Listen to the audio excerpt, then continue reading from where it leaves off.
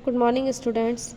BA तृतीय वर्ष के द्वितीय पेपर पर्यावरण अध्ययन के अंतर्गत हमने पिछली वीडियो में पढ़ा था पर्यावरण के संगठक के बारे में। आज हम पढ़ते हैं पर्यावरण के समूह।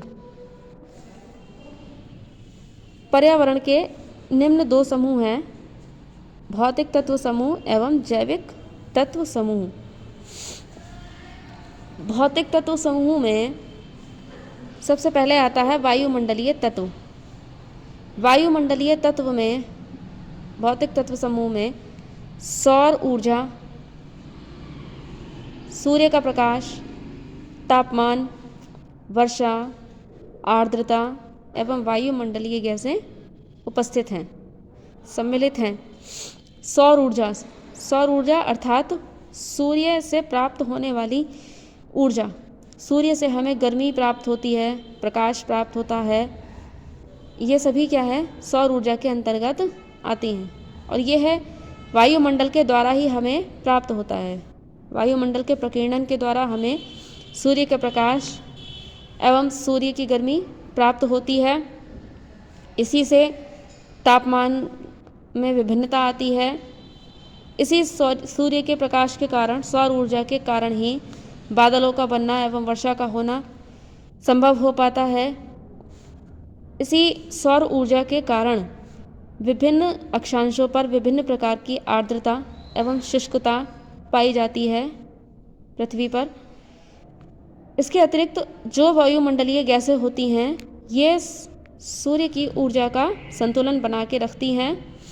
कुछ गैसें अधिक तेज़ी से अवशोषित करती हैं सूर्य की ऊर्जा को, कुछ गैसें जो होती हैं वो देरी से या कम मात्रा में अवशोषित कर पाती हैं सौरिक ऊर्जा को। तो ये सभी हमारे वायुमंडलीय तत्व कहलाते हैं। भौतिक तत्व के समूह में दूसरा हमारा है स्थलजात तत्व, अर्थात स्थल पर प्राप्त होने वाले तत्व। सबसे पहला है हमारा उच्चावचन। उच्चावचन के अंतर्गत जितने भी हमारे स्थलीय आकृतियां हैं ये सभी आती हैं, जैसे पर्वत है, पठार है, पर्वतीय क्षेत्र है, पठारी क्षेत्र है, कहीं पर धरातल हमारा गहरा है, कहीं मरुस्थलीय क्षेत्र है, कहीं ऊबड़ खाबड़ भूमि है, कहीं समतल भूमि है। ये सभी उच्चावचन के अंतर्गत आते हैं। ये स्थलजात तत्व हैं। दूसरा हमारा मिट्टी हमारा स्थलजात तत्व है। विभिन्न प्रकार के अक्षांशों में विभिन्न प्रकार की मिट्टी पाई जाती है। मिट्टी का रंग, रूप, कलर जो होता है ये कुछ हद तक वायुमंडलीय तत्वों पर भी निर्भर करता है। जैसे यदि कहीं लाल मिट्टी पाई जाती है तो वहाँ पर सूर्य की किरणों के द्वारा अपक्षय अधिक मात्रा में होता है। इसी प्रकार से कहीं रेतीली मिट्टी अधिक पाई जाती है तो वहाँ सूर्य की किरणों द्वारा वाष्पन क्रिया अत्यधिक की जाती है, लेकिन वर्षा कम की जाती है। संभवतः उन क्षेत्रों के आसपास कोई ऊंचे पर्वत नहीं होते होंगे जिससे कि वहाँ बादल रुक करके वर्षा कर सकें, इसीलिए वहाँ रेतीली मिट्टी ज़्यादा मिलती है। उदाहरण के लिए हम देख भी सकते हैं, जैसे भारत में राजस्थान है, राजस्थान में मरुस्थलीय मिट्टी मिलती है, रेतीली मिट्टी मिलती है। वहाँ कोई भी ऊंचा पर्वत नहीं है जिससे कि वहाँ मानसून के बादल या पश्चिमी विक्षोभ के बादल रुक के वर्षा कर सकें। फिर है चट्टानें। स्थलजात तत्व में अगला चट्टानें हैं। विभिन्न प्रकार की चट्टानें धरातल पर पाई जाती हैं। मुलायम चट्टानें, कठोर चट्टानें। इन्हीं चट्टानों के भीतर खनिज पाए जाते हैं, खनिज ओर्स पाए जाते हैं। एक ही चट्टानी टुकड़े में विभिन्न प्रकार के खनिज हो सकते हैं, जैसे बॉक्साइट है, मैग्नीशियम है, तांबा है, विभिन्न प्रकार के होते हैं, सोना, चांदी, पीतल इत्यादि। ये सभी खनिज तत्व चट्टानों के माध्यम से ही हमें प्राप्त होते हैं और ये सभी स्थलजात तत्व हैं। अगला है भौतिक तत्व समूह में जलीय तत्व। जलीय तत्व के अंतर्गत जल राशियों का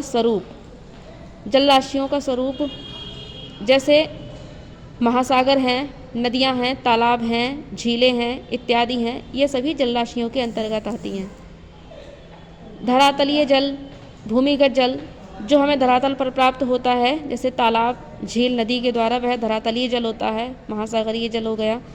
भूमिगत जल, कहीं कहीं पर नदियाँ भूमिगत हो जाती हैं। जब नदियाँ पर्वतों से नीचे की ओर उतरती हैं, नीचे उतरने के बाद कहीं कहीं क्षेत्र पर मुलायम चट्टानें होने के कारण, मुलायम धरातल होने के कारण ये भूमिगत हो जाती हैं। यही भूमिगत नदी विभिन्न प्रकार की दरारों के माध्यम से होते हुए धरातल के अंदर भूमिगत जल के रूप में हमें प्राप्त होती है।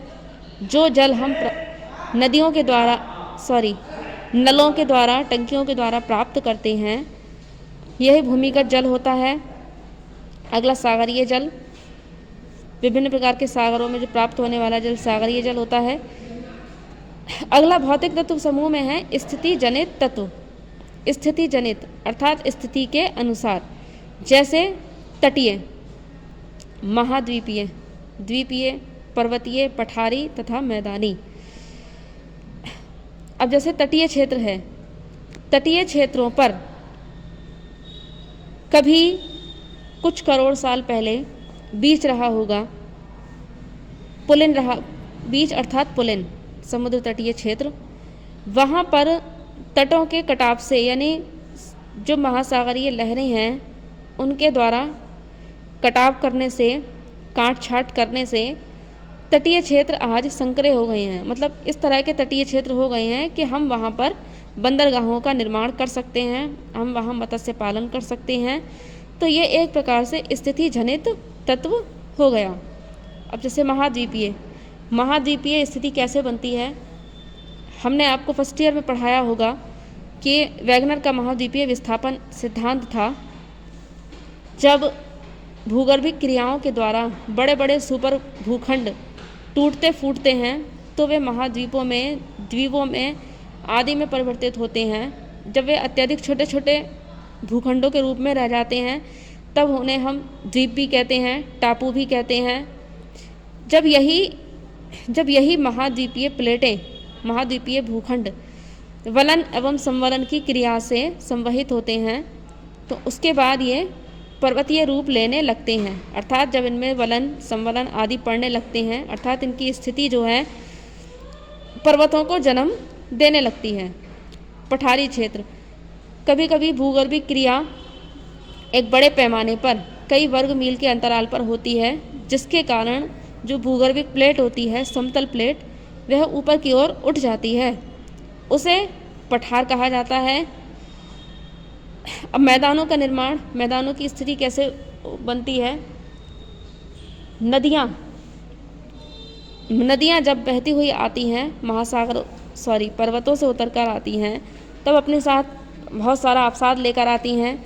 दूसरी चीज़, ये जब मैदानों में आती हैं तब भी कहीं ना कहीं से अवसाद इकट्ठा करके लेती हुई आती हैं।